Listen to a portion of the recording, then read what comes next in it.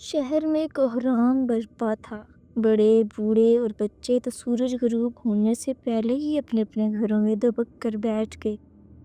عورتیں شام ہوتے ہی دروازوں کے کواڑ بند کر لیتی تھیں اور ہر ایک کا دل ساری ساری رات سہما رہتا تھا کہ خدا جانے وہ پراسرار اور ہیبت ناک سایہ سا کب اور کس وقت ان کے سامنے آ جائے۔ ایک چلتے پھرتے انسان کا سایہ تھا جس نے اپنے سارے جسم کو برقعے سے ڈھانپ رکھا تھا، بس اس کی دو آنکھیں دکھائی دیتی تھیں یا پھر ہاتھوں پر دستانے چڑھے ہوئے تھے۔ ایاز 7ویں جماعت میں پڑھتا تھا۔ اس کے والد سکندر علی خان ایک کروڑ پتی تاجر تھے۔ وہ جب بھی شام کو گھر لوٹتے انہیں اس پراسرار اور ہیبت ناک سائے کا خوف محسوس ہونے لگتا۔ وہ گھر میں داخل ہونے سے پہلے بار بار پیچھے کی طرف مڑ کر دیکھتے کہ کہیں وہ پراسرار اور ہیبت ناک سایہ ان کے پیچھے نہ آ رہا ہو۔ شہر کے سب لوگوں کے قریب یہی حالت ہوتی تھی۔ ایک مرتبہ سکندر علی خان کا اس پراسرار ہیبت ناک سائے سے آمنا سامنا بھی ہوا۔ ایک شام سائے نے ان کے گلے کو دبوچ لیا۔ سکندر علی خان چلا اٹھے، تم مجھ سے جتنی رقم چاہو لے لو مگر میری جان بخش دو، اور سائے کو ان پر رحم آ گیا۔ اس نے سکندر علی خان کو چھوڑ دیا، لیکن ہمیشہ کے لیے نہیں، صرف چند دنوں کے لیے۔ سایہ پھر ان کے تعاقب میں رہا۔ ہوتے ہوتے یہ خبر پولیس کے صدر دفتر میں پہنچ گئی۔ پولیس کے سب سے بڑے آفیسر نے اس سلسلے میں شہر کے تھانے داروں کا اجلاس طلب کیا اور پراسرار اور ہیبت ناک سائے کی اصلیت معلوم کرنے کی کوشش کی۔ پولیس کے تمام عملے کو ہدایت کر دی گئی کہ وہ شام ہونے سے پہلے اپنی اپنی ڈیوٹی سنبھال لیں اور ساری رات شہر کا گشت کیا کریں۔ پراسرار اور ہیبت ناک سائے کا خوف جب بڑھتا ہی چلا گیا تو لوگوں سے اپیل کی گئی کہ وہ سائے کو پکڑنے کے لیے بہادری اور جرت سے کام لیں اور پولیس سے ہر ممکن تعاون کریں۔ سائے کو پہچاننے کے لیے تمام اخبارات میں اس کی بڑی بڑی تصویریں بھی چھاپ دی گئی۔ ایاز کی امی سکندر علی خان سے مخاطب تھیں کہ اب آپ گھر سے نکلا نہیں کریں۔ شام ہوتے ہی سارے شہر میں مردنی چھا جاتی تھی۔ پراسرار اور ہیبت ناک سائے کا خوف اس حد تک تھا۔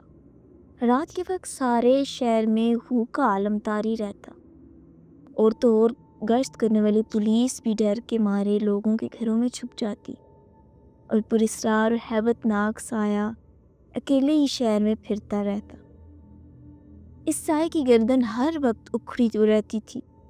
اب اسے کسی گھر میں داخل ہونے کے لیے کھلے دروازے کو تلاش نہیں کرنا پڑتا تھا، بلکہ وہ بند کواڑوں والے گھروں میں بھی پہنچ جاتا تھا۔ ایک رات پراسرار اور ہیبت ناک سایہ ایک گھر میں گھسا تو لوگ جاگ پڑے۔ انہوں نے شور مچا دیا۔ سائے نے وہاں سے اخبار اٹھایا، چپکے سے غائب ہو گیا اور باہر آ کر اپنی تصویر دیکھنے لگا جو اخبار میں چھپی ہوئی تھی۔ شہر کے سب لوگ حیران تھے کہ پراسرار اور ہیبت ناک سایہ بند دروازوں کے گھروں میں کس طرح داخل ہوا ہے۔ اسی سوچ میں خوفزدہ ہو کر گھروں سے باہر نکل آئے اور سائے کو دیکھنے لگے جو شہر کے چوارے میں کھڑا سب لوگوں کو گھور رہا تھا۔ ایک شخص نے کہا، یہ تو زندہ انسان ہے جو ہمیں دیکھ رہا ہے۔ کچھ لوگوں نے کہا یہ کوئی جاسوس معلوم ہوتا ہے۔ بعض ہمارے دہشت کے پھٹی پھٹی نظروں سے اسے اس طرح دیکھ رہے تھے جیسے یہ سایہ کوئی ڈاکو ہو۔ سایہ ان سب لوگوں کی چہمگوئیاں سن رہا تھا۔ اس نے صرف آنکھوں کی پتلیاں گھما کر ہر ایک کے چہرے سے اس کے دل کی کہانی کو پڑھنے کی کوشش کی اور سکندر علی خان کو تلاش کر رہا تھا۔ اسی دوران پولیس کے اعلیٰ افسر وہاں پہنچ گئے۔ ایک افسر نے ہاتھ کے اشارے سے کہا، تم نے سارے شہر کو ایک مصیبت میں گرفتار کر رکھا ہے۔ تم چاہو تو پولیس میں بھرتی ہو سکتے ہو۔ تمہاری ترقی کے بہت زیادہ امکانات ہیں۔ تمہیں معقول تنخواہ ملے گی۔ اور تم ملک کی خدمت بھی کر سکو گے، لیکن اس کے لیے ضروری ہے کہ تم اپنے چہرے سے نقاب اٹھا دو۔ پولیس آفیسر نے ابھی ہاتھ آگے بڑھایا ہی تھا کہ پراسرار اور ہیبت ناک سایہ بول پڑا، خبردار، میرے ہاتھ کو چھونے کی کوشش نہ کرنا، ورنہ ابھی جل کر راکھ ہو جاؤ گے۔ سائے کے اس حکم پر ایک آدمی نے کہا، ارے اس کی تو ایک ہی آنکھ ہے۔ دوسرے نے کہا، اور اس میں سے بھی شعلے سے نکل رہے ہیں۔ دیکھ کر سب خوف سے پیچھے ہٹ گئے۔ پراسرار اور ہیبت ناک سائے کی عجیب بات یہ تھی کہ دور سے اس کی 2 آنکھیں نظر آتی تھی اور کوئی انسان معلوم ہوتا تھا، مگر قریب سے صرف ایک دکھائی دیتی تھی۔ کچھ دیر بعد سائے نے پولیس آفیسر سے کہا، مجھے سکندر علی خان کے گھر جانے دو۔ پولیس کے سپاہی اس کے راستے سے ہٹ گئے۔ سایہ فوراً سکندر علی خان کے گھر کی طرف بڑھا اور صحن میں داخل ہو گیا۔ گھر میں داخل ہوتے ہی سب لوگ جاگ پڑے اور سائے کو پتھرائی نظروں سے دیکھنے لگے۔ سائے نے گرجدار آواز میں پوچھا، سکندر کہاں ہے؟ مجھے صرف اور صرف اس کی تلاش ہے۔ گھر کے لوگوں نے سائے کے آگے ہاتھ جوڑنے شروع کر دیے اور اس کی منت سماجت کرنا شروع کر دی۔ وہ سکندر علی خان کو چھوڑ دے۔ خود سکندر علی خان گھر کے آخری کمرے میں روپوش تھے۔ پراسرار اور ہیبت ناک سایہ بالآخر سکندر علی خان کے کمرے میں پہنچ گیا۔ سکندر علی خان جاگ پڑے اور سائے سے التجا کی، میری ساری دولت لے لو اور میری جان بخش دو۔ نہیں، تمہیں معاف نہیں کیا جائے گا۔ مہینہ پہلے تمہارے سامنے ایک غریب آدمی بھوکا مر گیا تھا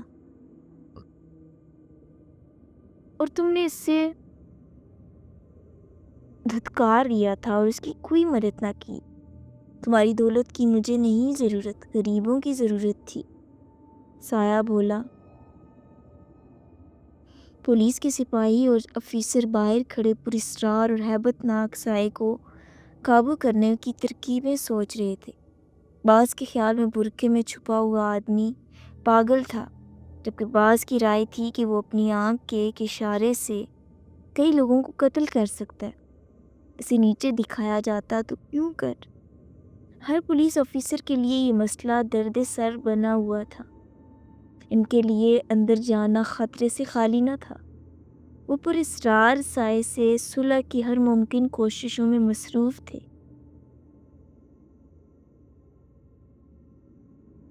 پولیس آفیسر نے پینترا بدلتے ہوئے کہا، تم کچھ کھاؤ پیو گے؟ سائے نے کہا، میں کچھ کھا پی نہیں سکتا اور نہ ہی آرام کر سکتا ہوں۔ اس کے بعد وہ پلنگ پر لیٹ گیا۔ پولیس کے افیسر بہت خوش ہوئے۔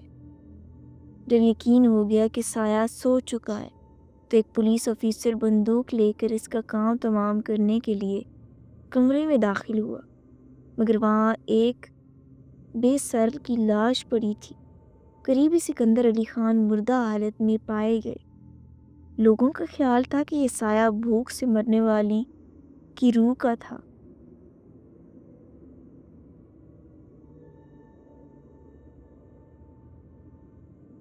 جو کہ اپنا بدلہ لینے کے لیے سکندر علی خان کو تنگ کر رہا تھا اور اس نے اپنا بدلہ لے لیا تھا۔ کہتے ہیں کہ میت کو اگر سکون نہ ہو تو وہ اپنا بدلہ روح بن کے ضرور لیتی ہے۔